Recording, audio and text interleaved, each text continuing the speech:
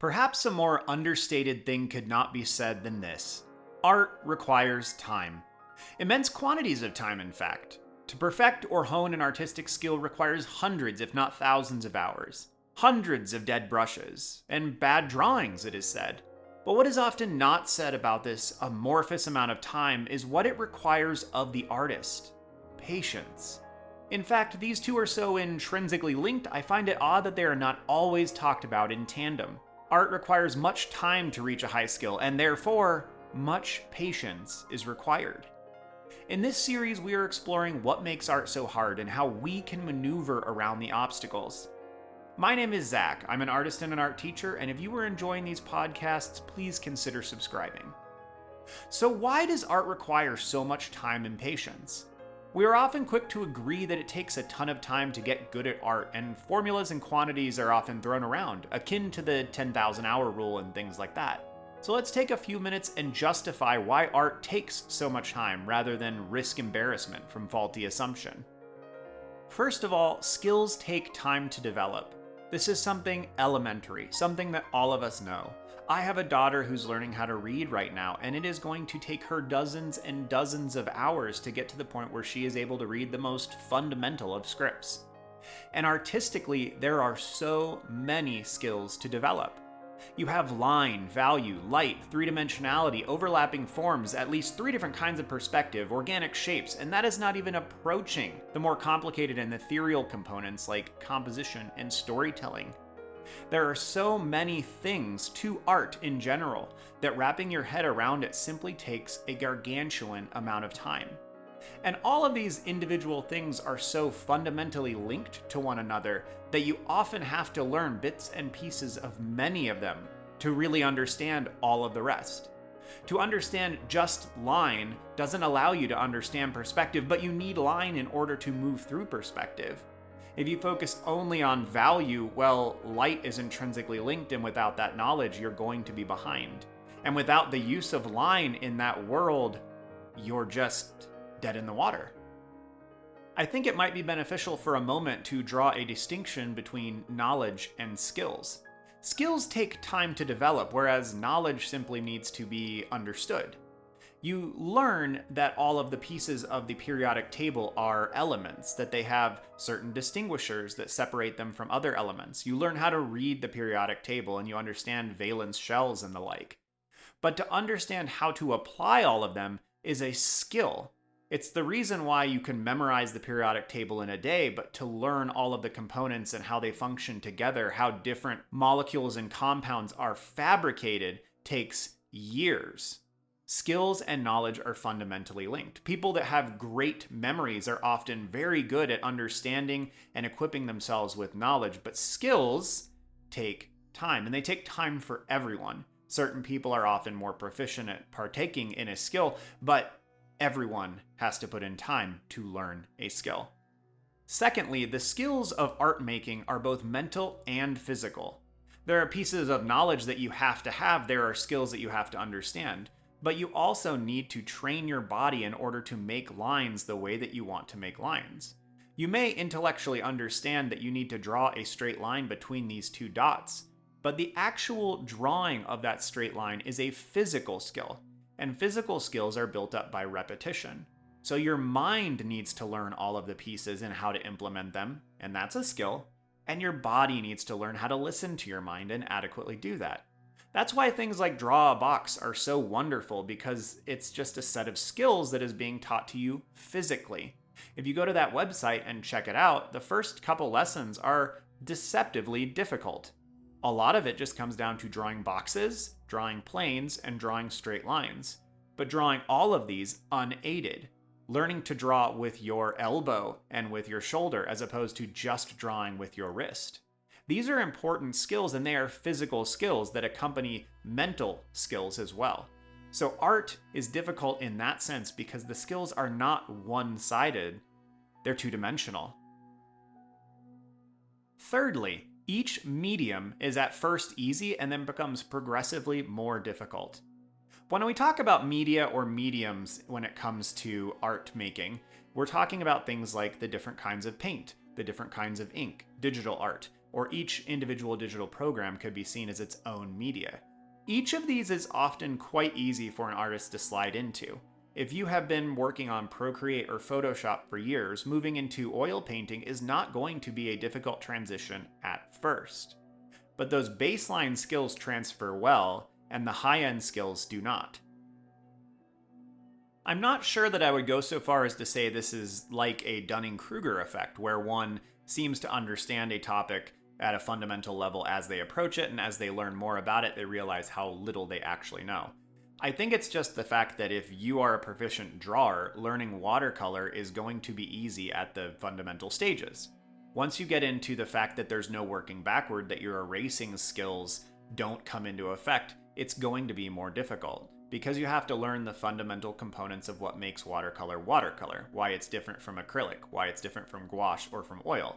And this is one of the reasons why artists will often have a favored media. They'll have something that they come back to, and there's usually really unique reasons that each person bonds and binds to one of those.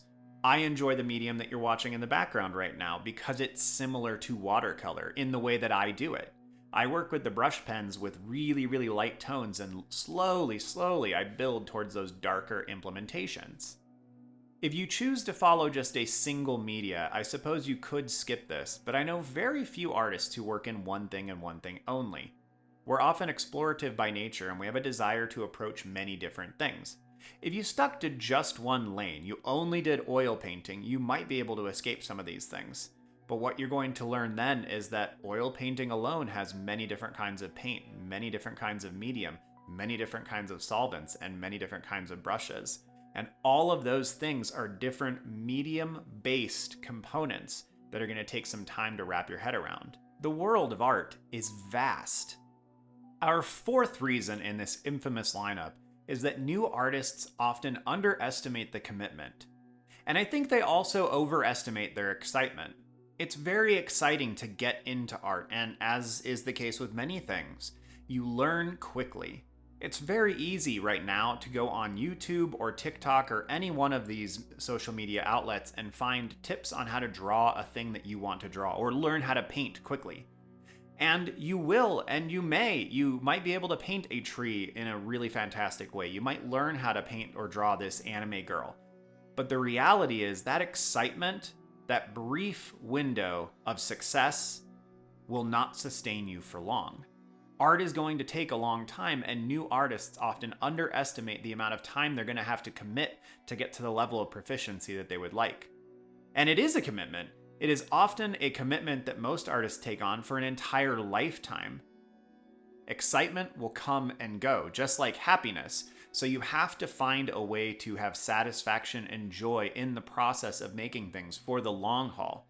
It is conceivable, though unlikely, even as a professional artist, that you could go for days or weeks or months and not turn out something that you're really, truly happy with. And that makes the journey much more difficult. The fifth reason that art can often take a lot longer than people anticipate is if you don't stay with it consistently, you can lose the pieces of what you've learned. And this just sucks. I don't know that there's a better way to say it, but the reality is if you work on your perspective drawing skills and you become proficient to a certain point and walk away for 3 or 4 months, when you come back, there's a good chance that you've forgotten a key set of components that went into that manner of drawing. If you don't work on honing those skills time and time again, you can always lose them. Now, there is a level of proficiency that you can get to where things will no longer go away. If I don't practice a particular form of drawing for a while, there's a good chance that I'm going to remember how to do it. If I don't touch watercolor for a year, I've spent enough time in it over my lifetime that those skills are still cemented. But certain proficiencies, and especially ones that are on the cusp of my ability, come and go based on how much time I put into them. To cap off why art takes so much time, and much more time than people anticipate, I'd like to refer to something that Chuck Jones once said. He said, "Every artist has thousands of bad drawings in them, and the only way to get rid of them is to draw them out." I heard this quote just in the last few years, but the one I heard from my painting professors in college wasn't that different. You have to make 100 bad paintings to get to the good ones. Now, right off the bat, if you're a legalistic person like me, I hate to burst your bubble, but the numbers aren't precise. They are generalizations, and frankly, I think the sentiment is true. We have this innate desire sometimes to just learn and learn and learn so we never produce bad art, but that just doesn't happen. You will never be able to learn enough about painting to make a good painting without dozens of bad ones first. I wish it wasn't this way. I wish there was some secret sauce that could help us ease past the pain, but there isn't. Growth in art, like growth in so many things, doesn't come without pain. Okay, so we've established why, at least in some capacity, it takes so much time to become proficient at an artistic skill. Well, now let's think for a little while about what we can do to combat this. What can we do knowing going into all of our art making that it's going to take an immense quantity of time and patience? I think, like with so many things in life, recognizing from the start that that is the case can set our expectations in a much better place. So when you decide you want to become proficient at art in any capacity, recognize right off the bat that it is going to be a commitment. It's going to take time. You might be waiting months or years before your hard work bears any manner of fruit. And decide if you are dedicated enough to do that. And if you decide that you can't dedicate as much time as you'd like, come to terms with that and be okay with where you are. One of the lovely things here is that professional levels of skill are not required to make beautiful things or have fun. You just need a menial level of proficiency in most art forms in order to have fun with it and to do something that you can be happy with, that you can be proud of. Little is required for this. You can often learn some strategies with a new medium inside of a few hours and then have fun for years. You don't need to always be getting better, though I find that most of us have that innate desire. There are lots of classes that teach specific things like making books and how to paint a tree, and those are fine. If when you look at yourself, you decide that you don't have enough time to dedicate to get to a professional level of skill and decide that you still want to make art, just understand that that's where you are, that that's who you are, and that there's nothing wrong with that. That's totally fine. And there are lots of wonderful avenues right now for that. Whether you want to take classes online, you want to take classes in person, you want to find some local groups that do things like this. Across the US right now, in the last maybe decade or so, there have been painting and wine classes where people will just go and they'll drink some wine and they'll paint things. And the paintings they make are very simple. It doesn't require much proficiency with the medium prior to the class. But for a lot of people, it's relaxing, it's fun, and it's eye-opening to learn that you don't need a ridiculous amount of training to just make some simple painting. And that's fine. And if that's you, just understand that there's no condemnation in that that's okay. If, however, you find yourself to be a little bit more like me, where you have this innate desire to make things, to create, and to become continually better at your craft, here are some things that you can be doing to ease the amount of time that it's going to take. Now, it's not necessarily going to cut down on the amount of time. That's a different discussion. This is to emotionally and physically deal with the fact that it's going to take a lot of time. Document, document, document. If you keep track of your progress, it's easier to realize that your time is being spent well and that you aren't wasting your time. Often with how much time it takes to get good at art, we can look back and go, I've spent 6 months working on perspective and I'm not any better. I've spent 9 months working on portraiture or figure drawing and I can't tell the difference in what I'm doing.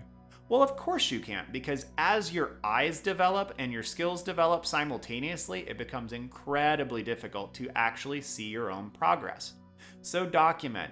Don't throw your drawings away. Save things, maybe at the end of each month, compile things into a folder of some kind, so you can look back when you have those moments and go, oh my goodness, I am growing, I'm getting better. This can make the whole process easier.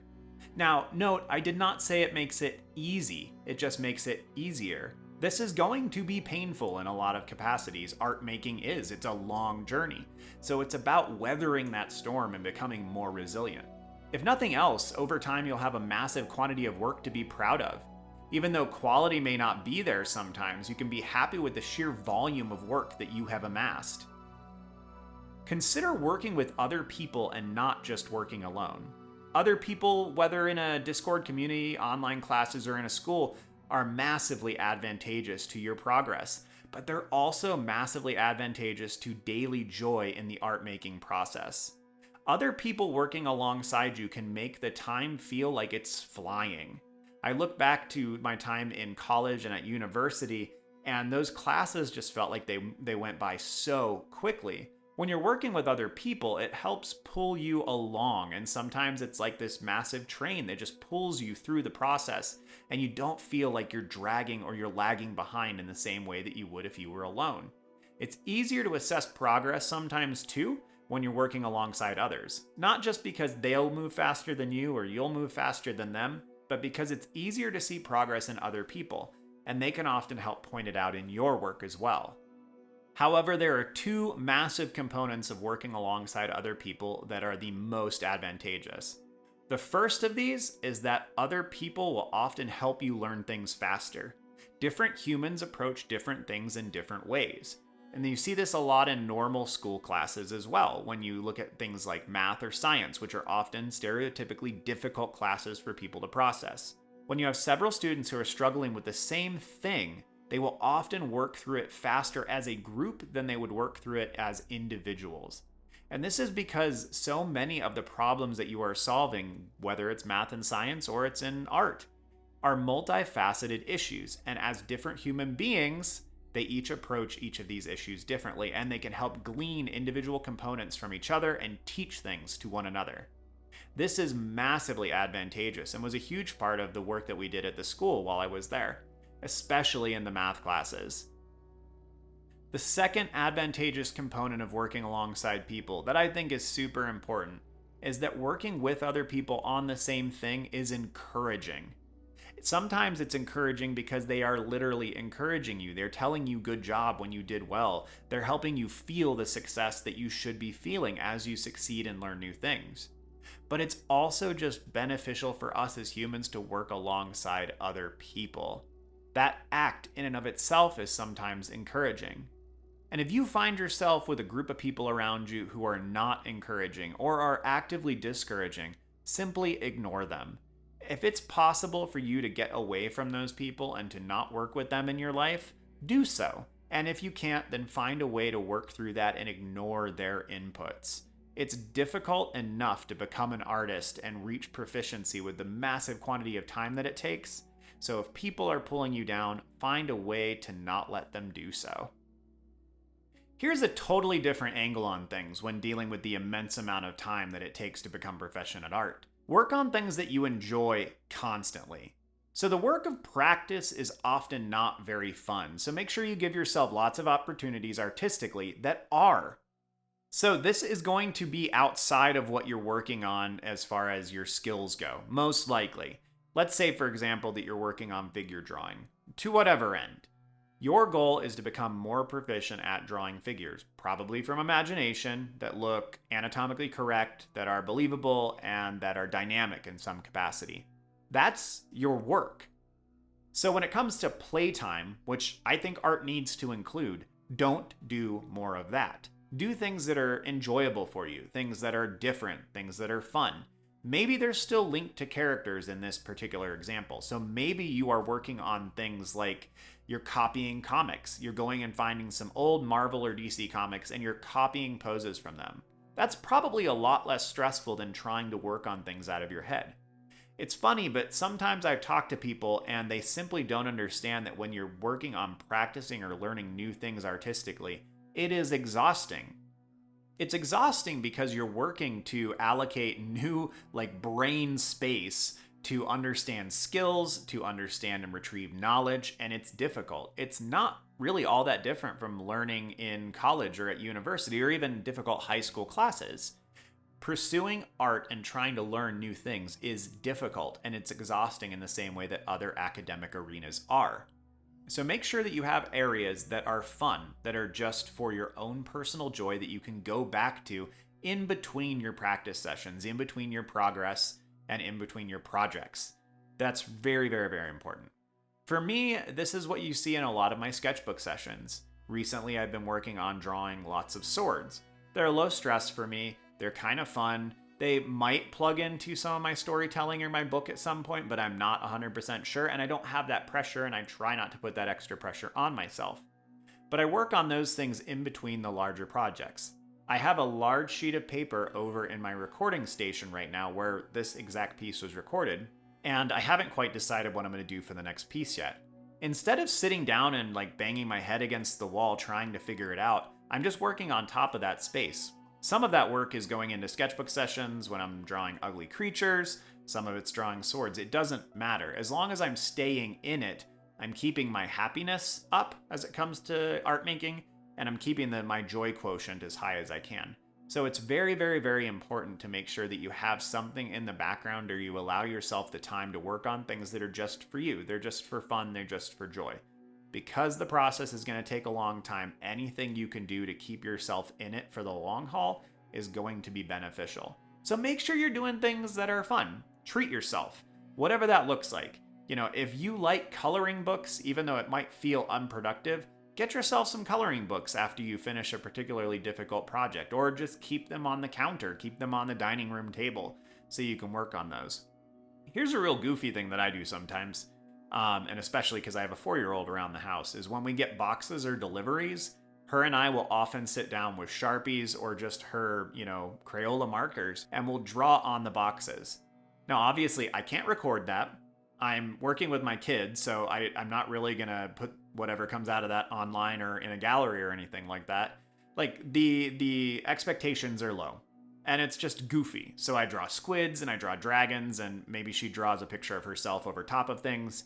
It doesn't really matter, but it's just a fun little joy-ridden thing that I get to do whenever we have random boxes around. It doesn't really make sense. It doesn't pertain to anything. I wouldn't prescribe it to a student as this is what you need to do in order to get better at this, or deal with the fact that art takes a ton of time and it's making me depressed. It's just a fun activity. Find your own.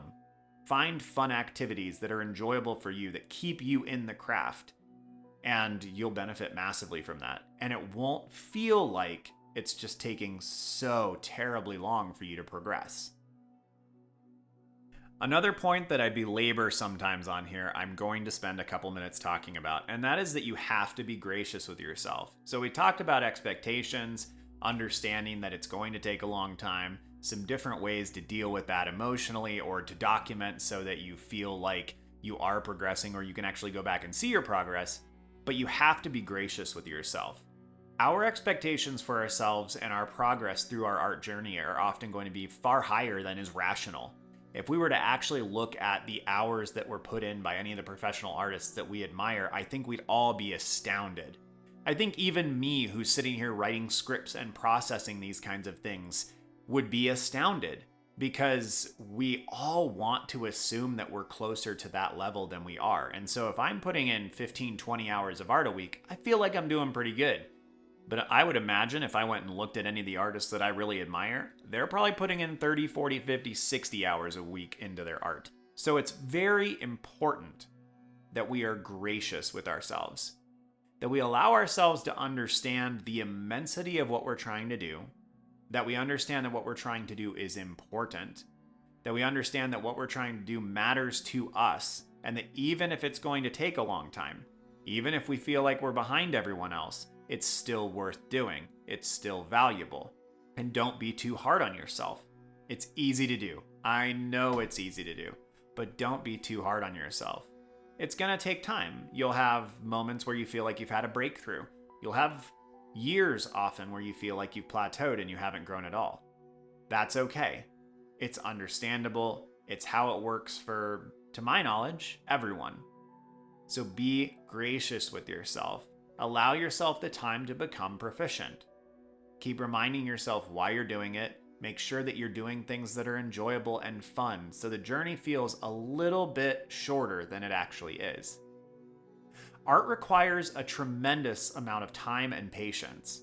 But all of this is more bearable if you know it ahead of time, if you make sure to engage in the things that you love about art making and the things that brought you into it in the first place. Thanks for listening. I hope this was helpful, and I would love to hear from all of you in the comments down below about how you deal with the amount of time that art takes. Do you find yourself scheduling time every week? Do you find yourself binging on it? I would love to hear about it. Well, have a good one, y'all. See you soon.